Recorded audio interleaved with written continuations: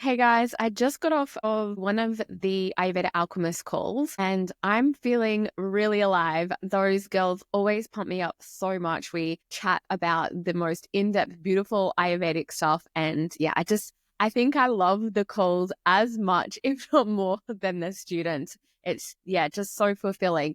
But I wanted to come on here and share some more Ayurvedic wisdom with you guys as well. So, in today's episode, we're diving into one of the most foundational aspects of Ayurveda, the five elements and the doshas. These concepts are like the blueprint of Ayurveda, offering us profound insights into the universe, nature, and our own body's function. By understanding the five elements and the doshas, you'll gain a better understanding of how to bring balance into your life and manage your physical, mental, and emotional well-being. So, I was thinking what we could cover in this episode is the five elements and their significance in Ayurveda, how these elements combine to create the three doshas, which are Vata, Pitta, and Kapha, and practical ways to identify your dominant dosha and recognize imbalances. We'll also look at some tips to bring yourself back into balance with nature and your unique constitution. So I hope that sounds good. Let's dive in and explore this fascinating wisdom of Ayurveda. Let's start with the five elements, the Pancha Mahabhutas. According to Ayurveda, everything in the universe, including our bodies, is made up of these elements. We have earth, or Prithvi is the Sanskrit word, and it represents stability, strength, and structure. It's found in our bones, our muscles, and our tissues. The second element is water, or Jala, which symbolizes fluidity and nourishment, and it's presented in our body, in the body fluids like blood and our lymph. The third element is fire, or the Sanskrit word is Agni, and it represents transformations and energy. It governs our digestion, metabolism, and even our intellect. When we say someone has a sharp intellect, they've got a sharp fire, Agni, in their brain. Then we have air. The Sanskrit word is Vayu, and it reflects the movement and flexibility. It's seen in the function of our lungs, our nervous system, and our thoughts. And then the final and fifth element is ether, or akasha. And this represents the space and expansiveness, providing the room for everything else to exist. These elements are not just physical, they're also symbolic. So for example, the earth element in our minds represents grounding, while fire represents our drive and our ambition. Everything in the universe, from the food that we eat to the thoughts that we think, has a unique combination of these elements. So what most people come to Ayurveda for is either the Ayurvedic nutrition or they've heard about the Ayurvedic doshas. Ayurveda is so much more vast than that. And I did do an episode last week or the week before on Ayurveda 101 where we covered all the foundational aspects of Ayurveda. But the doshas are an important aspect of Ayurveda, and they're actually made up of the three elements.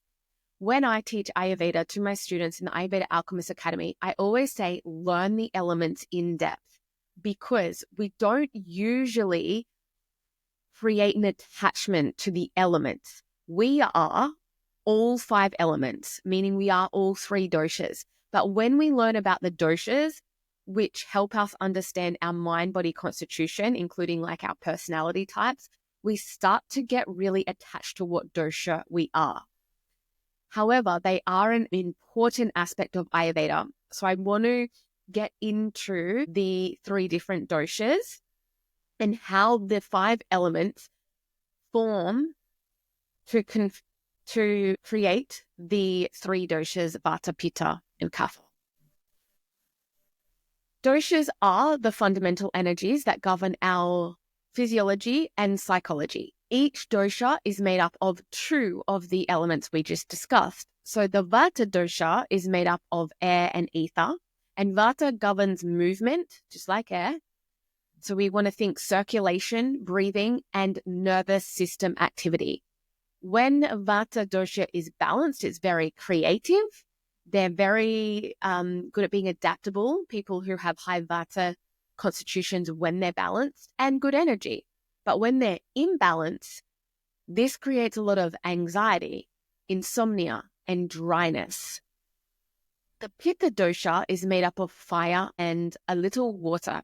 Pitta governs transformation, so we want to think digestion, metabolism, and intellect.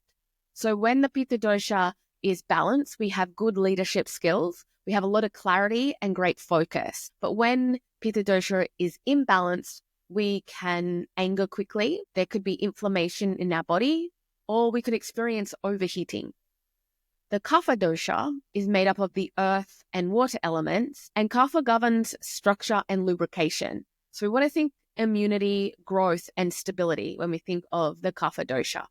When Kapha is balanced, these individuals are very compassionate, they have great endurance, and a lot of stability. But when they're imbalanced, they will experience lethargy, weight gain, and unhealthy attachment. Each of us has all three doshas in varying proportions, but one or two usually dominate, forming our prakriti, which is our natural constitution at birth. Over time, due to environmental aspects, relationships, the food we eat, the work that we do, our prakriti changes and doshas become imbalanced, and this state is called our vikriti. This is the state that we're always trying to balance in order to get back to our natural constitution, our natural prakriti. Understanding your dosha is the first step to aligning with your natural rhythm. So here's some clues to identify your dominant dosha. A Vata types, they usually have a really small build or very thin. They often have very dry skin and will have irregular appetite. They like to pick at different foods as opposed to having 3 beautiful meals. They might be really hungry one minute and they can't eat for days the next minute because they're very interchangeable. They're really energetic people, but they're prone to overthinking and anxiety. And when the Vata dosha becomes out of balance, they can quickly deplete themselves of energy, whether that's physical or mental energy. And so whilst they might be very energetic, they burn out very quickly and their energy is completely depleted. The types, they're usually a medium build, sometimes more of a muscular build. They can often have oily skin. They generally have strong digestion. They're very goal-orientated, but they may struggle with impatience, irritability, or anger if they're out of balance. A Kapha type of person is more of a larger build. They have very beautiful smooth skin and they generally have a slower digestion. They're really calm and loving, but they may become lethargic or resistant to change. You can also notice changes in your doshas based on the seasons, life stages, and daily habits. So for example, Vata tends to increase in those autumn months and during times of stress, while Pitta may rise in the summer and if they're put under high pressure under deadlines. One of the most valuable aspects of understanding doshas is learning to recognize the imbalances. Now, I have a dosha quiz on my website. If you go to my freebies section, you can click on the dosha quiz, and this will tell you what your vikruti is, so your current imbalanced dosha. And so when you understand what your dosha is, you can start to understand the imbalances, and therefore, if you understand the imbalances, you can start to understand how to bring yourself back into balance. Ayurveda teaches us that imbalance in our doshas can lead to dis-ease. Here's how you might spot imbalances. So if you have a lot of dry skin, if you suffer from constipation, a lot of restlessness or fear, then this could be leading to a Vata imbalance or suggest that you already have a Vata imbalance. If you're experiencing a lot of heartburn or skin rashes, irritability, or judgmental thoughts, this could indicate that you currently have a Pitta imbalance. If you're experiencing more weight gain or fluid retention, you feel like really fluidy and bloated a lot of the time, sluggish digestion, or feelings of attachment or heaviness, then this could indicate that you have a Kapha imbalance. By recognizing these signs, it allows you to take corrective actions before they develop into more serious issues. So Ayurveda really is about cultivating a deeper understanding of ourselves, and it's a beautiful preventative medicine. It can prevent so many diseases in the future for us when we follow the path that it's led for us. So here's some practical tips for balancing your doshas. Now that we understand the doshas, we can look at how we can implement things in our daily life to create more balance. And I promise this isn't just about ticking boxes or adding things to your to-do list. Ayurveda is about aligning with your natural flow and tapping into the wisdom of your body. When I first started exploring how to balance doshas, I realized it wasn't just about what I ate or how I exercised. It was about my entire way of being. Think of your dosha like energetic roommates in your body. When everything is in balance, they work together harmoniously. But when one starts throwing a wild party or refuses to clean up, that's when we see chaos, both physically and mentally. Let me share some deeper insights into balancing each dosha so that you can start noticing the shifts in your own mind and body. So balancing Vata, we really want to ground the wind. Vata is like the wind. It's light, it's dry, it's mobile, and it's always on the move. When it's balanced, you feel inspired, creative, and full of ideas. But when it's out of balance, it can feel like a tornado inside you. Racing thoughts, restless energy, and a sense of being untethered. I'll never forget the time I was juggling way too much, work, family, and all of the other commitments I'd piled onto my plate. I'd lie in bed exhausted, but unable to sleep because my mind wouldn't stop spinning. That's classic Vata imbalance. So to ground Vata, you have to think, what's the opposite of chaos? Well, that's routine, warmth, and nourishment. It's not just about eating warm soups, though that helps. It's about creating a life that feels predictable and comforting. So let's look at our morning routine. For Vata, we can start our day with something grounding, like a warm oil massage, which we call Abhyanga. This is a self-massage you do to yourself with sesame oil. And it's like giving your nervous system a big warm hug. Remember, Vata governs the central nervous system. So when Vata is in balance, your central nervous system is in balance. When it comes to food, we want to focus on warm, cooked, and slightly oily foods like roasted root vegetables, stews, and grains. Spices like cinnamon and cardamom are great for warming and stabilizing Vata. For the movement aspect of our well-being, we want to choose slow grounding yoga like yin or restorative practices. Even walking barefoot on the grass or sand can help you feel more connected to earth. And like literally, you're grounding yourself into the earth. Once I started building these habits, I noticed a massive shift in how I felt. I was still busy, but I didn't feel frantic anymore. I felt calm and capable, like I had both feet firmly on the ground. And maybe because I practice planting my feet firmly on the ground each day. Now let's look at balancing Pitta. And this is really about cooling the fire. Pitta is the fiery dosha, and you'll often notice it's influenced when you're on fire with ambition or focus. But just like too much Pitta can burn you out, like literally. It shows up as heartburn, inflammation, irritability, and even explosive anger. I've had my share of Pitta moments, especially when I'm deep in my work and everything feels urgent. One time I was so focused on meeting these deadlines I had put in place for myself that I barely took a break to eat. And when I did, I was eating the wrong foods, like hot, spicy foods in the middle of summer. So let's just say that I paid the price with both my digestion and my mood. Balancing Pitta is all about bringing in cool, calming influence. Think of it like adding water to a true hot bath. So with our nutrition, we want to incorporate foods that are cooling, like cucumber, mint, coconut, and fresh greens. We want to avoid overly spicy or deep fried oily foods or acidic foods that fan the flames. We want to prioritize rest breaks. So if you're a go-getter, remind yourself to pause even 5 minutes to stop outside, drink some cool water, well, not cool, because in Ayurveda we like room temperature water. So when I refer to cool water, I'm just talking about room temperature water as opposed to hot water or really warm water. Or even just take a few deep breaths, which can calm that inner fire. You need to incorporate relaxing activities as well. So try swimming. Swimming has been amazing for myself when I'm in full Pitta mode. I think also with swimming, it's like this moving meditation in the water. It's just absolutely beautiful when you've got high Pitta.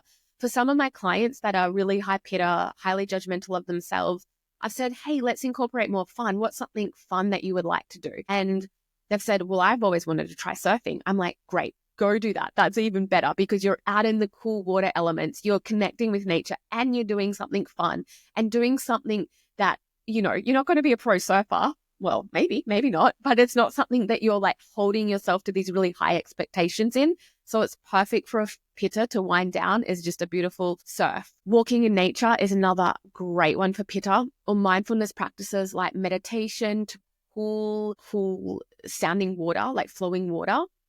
And there's also some beautiful breathwork practices like Shatali, which is breathing through, curl your tongue into a tube-like, and then you breathe in through the mouth in that little tube that you created with your tongue, and it's really cooling for the body.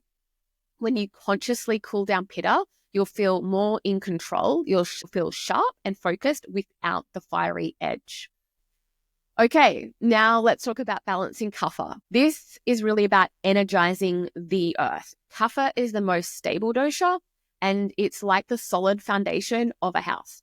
But when Kapha gets too heavy, it's like the house becomes weighed down by clutter, lethargy, sluggishness, and a sense of being stuck. I see this a lot in clients during the cooler months when it's easy to skip workouts and reach for comfort food, and you just want to like stay in your house and snuggle up on the lounge chair with a warm blanket. And that's fine some of the time, but when you do that too much, that leads to more stagnation. So there was a time where I thought I was just being lazy because I'm naturally more of a Vata Pitta constitution. But Ayurveda helped me to see that I was actually in a Kapha imbalance. And this is why it's so important not to get so attached to what dosha you always think that you are, because your Vikruti can and will change. So to balance my Kapha, I needed to invite more lightness and movement into my life at that stage. I chose warm, light, energizing foods that were more like slightly spicier foods to ignite my digestive fire. I was drinking a lot more ginger tea. That's really good for kapha imbalances. Eating quinoa, steamed greens, and slices of turmeric and black pepper. So this really helps to invigorate that kapha. Kapha really thrives on energetic activity. So this is your cue to get moving if you have a kapha imbalance. Now, dancing is amazing. Jogging or even high energy yoga flow can help shake off some of that heavy feeling if you've got that kapha stagnation. Another really good aspect is, another good tip to balance kapha is to declutter. Kapha imbalances often show up as a physical or emotional hoarding. So take your time to declutter your space. It can create a surprising sense of lightness in your mood too. When you lift the heaviness of kapha, you'll feel revitalized, like you've hit the reset button on your energy levels. Now, I hope that you're gaining more insight into the doshas, and you're probably thinking, wow, like I'm feeling really pitta right now or really kapha, and I've given you some tips that you can use to help bring yourself back into balance. But I also thought I wanted for you guys to be the first, like literally the first people to hear a little section out of the book that I am writing. I am writing a book, and it will be out at sometimes this year, but I'm in the early stages. However, I have just finished the part on the doshas. So this bit may change, but I really wanted to help you guys understand the doshas through a real life example of a Vata, Pitta, and Kapha friendship group. So I'm going to share some of the pages of my book with you. Observing the dynamics of my friends and family through the lens of the doshas has become one of my favorite pastimes. It's fascinating to see how our individual constitutions shape not only who we are, but also how we interact with one another. Even my twin boys, despite sharing the same womb and upbringing, have such distinct doshic imprints.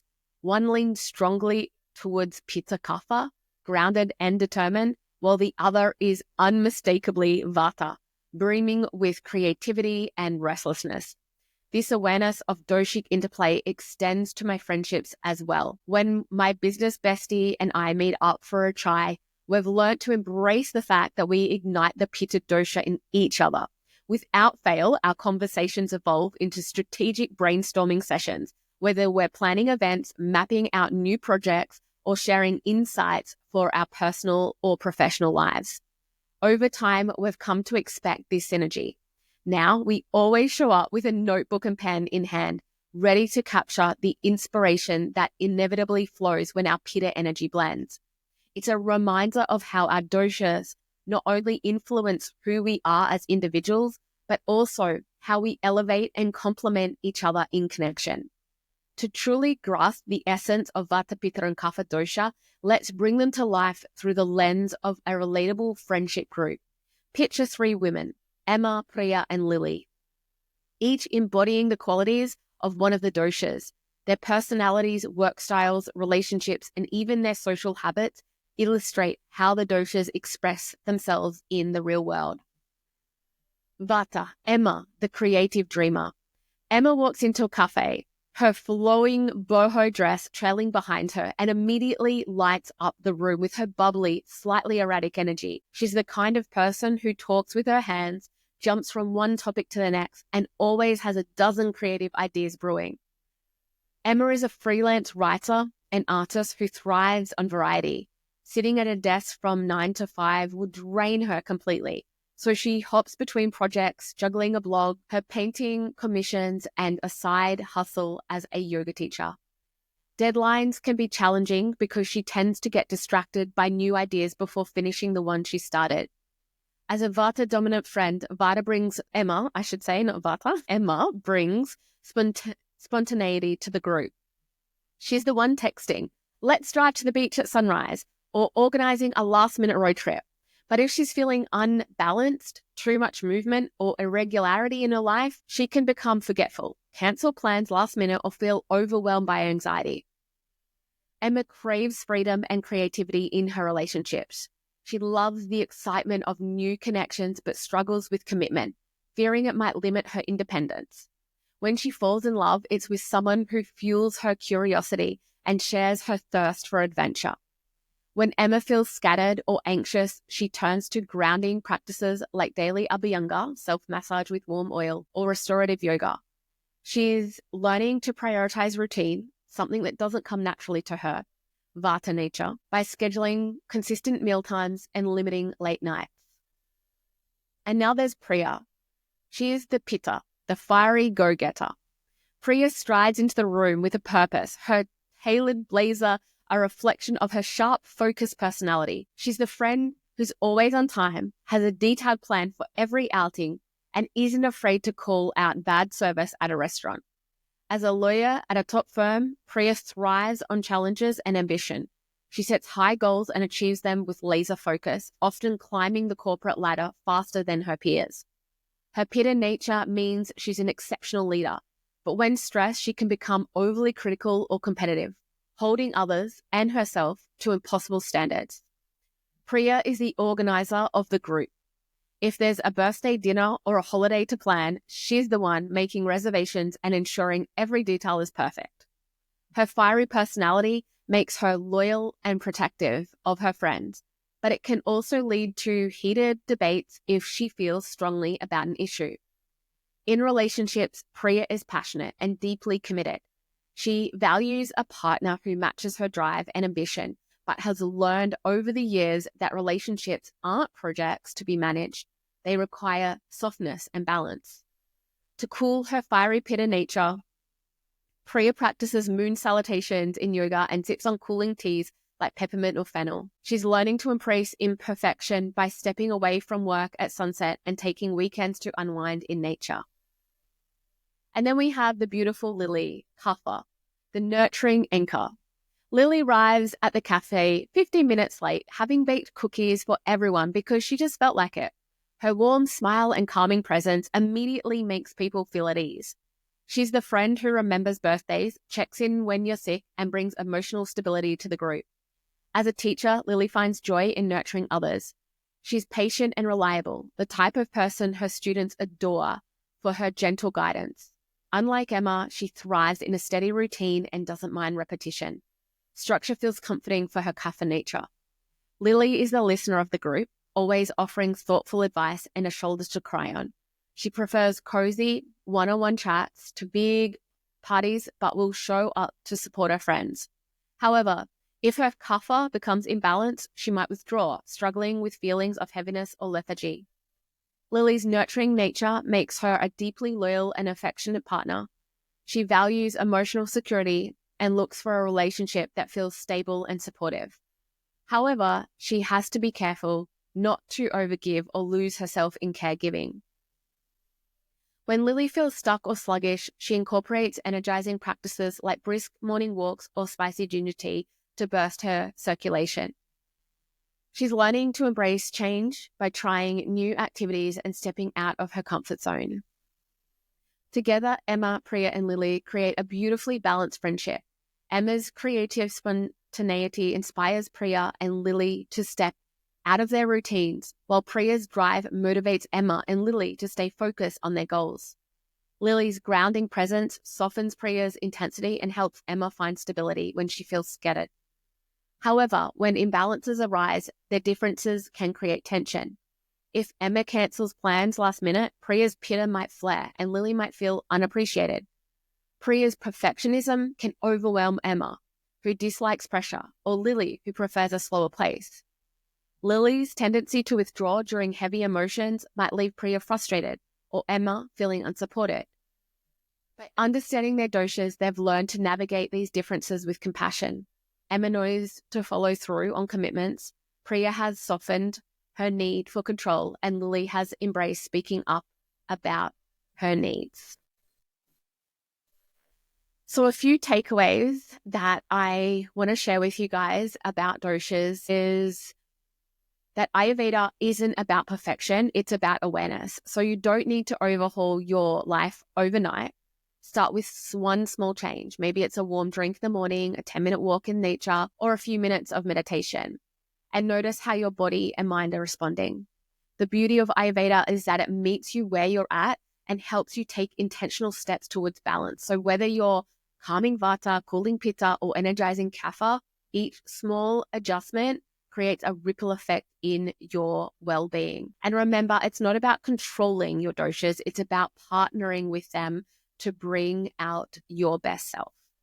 I hope you enjoyed this episode, and I hope you enjoyed that little reading from my book, which will be coming out later this year. I'm very excited about it, still writing. So guys, I'm very, very lucky. I've shared this little bit with you, and you are the very first to hear that section.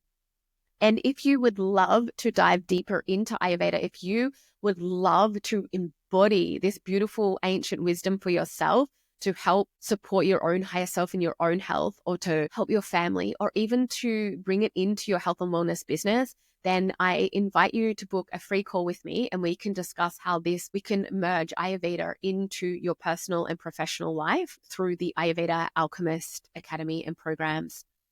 I hope you all have an amazing day. Thank you so much for tuning in. It is always a pleasure to share my thoughts with you guys. Like always, you can reach me on Harmony Inspired Ayurveda on Instagram, or join our amazing Facebook community, the Ayurveda and Women's Hood Sisterhood. Namaste, and thank you so much.